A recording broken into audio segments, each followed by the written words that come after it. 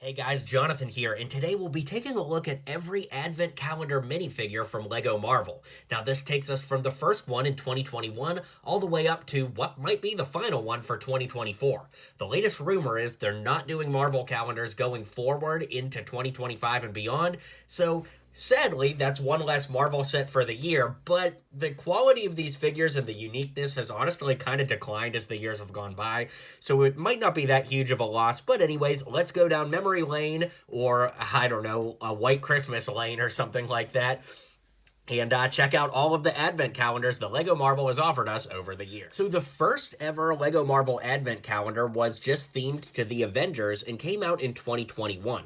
In my opinion, I think that these are the most unique minifigures that were offered, in the sense that the Spider-Man torso and Iron Man torso here are technically the only exclusive pieces, which, you know, for better or worse, kind of unique in that sense. But this Spider-Man torso allowed us to be able to make the Letterman jacket from the Homecoming poster, which a lot of people were excited about back in the day, and of course it had great printing on the back as well as the front. I love that Tony's sweater actually has his name on it, as well as the Iron Man face mask stitched into the front, but I also like that the torso is actually playing into the design of the Iron Man costume. That's something we won't really ever see again from the LEGO Marvel Advent figures, and they'll just be generic from here on out. But what I love is that that snowflake has the arc reactor built into it. Of course, we have those Iron Man faces stitched in again, and underneath we just get the regular standard Tony head. But I do think that the LEGO Marvel Advent Calendar figures came out swinging with the very first year, giving us two really neat, unique, emblematic figures. In 2022, we would get Drax the Destroyer and Nebula in their Guardians-themed Christmas sweaters. This, of course, came from the Guardians of the Galaxy Holiday Special Advent Calendar, which was pretty unique in its own right.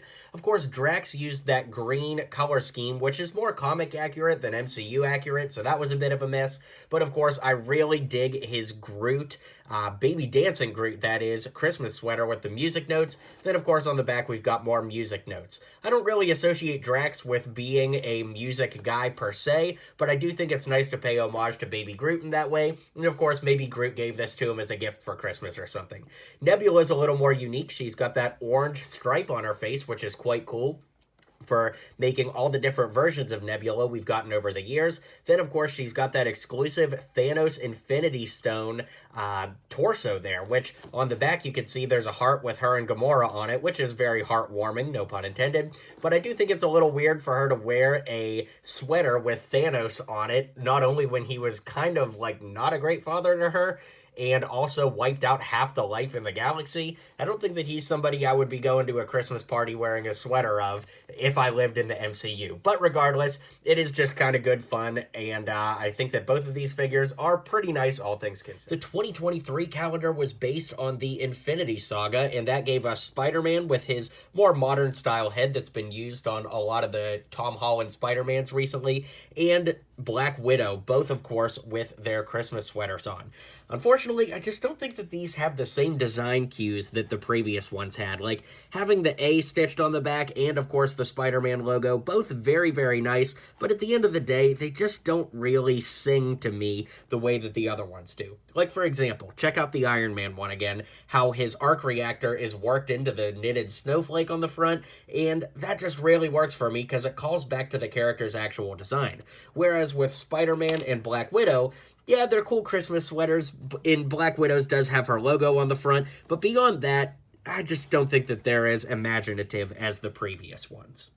That being said, the 2024 calendar was all Spider-Man based, and that gave us a Snowman Spider-Ham, which is quite cool to be honest, and of course Miles Morales. Now Miles has these headphones on, which I'm actually going to remove just so you can see the full print of the torso. If you saw the front of this torso without Miles Morales' head attached to it, I don't know that you would even think that this belonged to a Spider-Man character. And for that reason, I think that they really missed the mark on this. Now, for the Snowman Spider-Ham, I love the printing on the nose as well as the eyes. That works really well. But when we flip them around, I wish that the front of Miles' torso was actually the print they used on the back with the music notes and Spider-Man eyes. I think that that looks so much better than what's actually actually on the front, but we can only judge the minifigure on the way that it's presented to us, so unfortunately, I do kind of think the 2024 minifigs were the weakest of all of them, and with that being said, it feels like it's just been a downward spiral, or maybe even like a snow avalanche from year to year in terms of the quality kind of being all over the place with these. So assuming this is our final year for advent calendars, I wish we ended it on more exciting terms, but let's go ahead and round out the video and call it a day. Alright guys, let me know how many of these you have, how many you still need, and of course, which ones are your personal favorites. Like I said, it is kind of sad that the latest rumor suggests that the Marvel Advent Calendar days are no more, but considering that we haven't gotten anything unique in quite some time and the uniqueness and quality factor has kind of gone down, maybe it's not that much of a loss. Anyways, let me know what you guys think, be sure to hit like and subscribe, and I'll see you guys on the next video.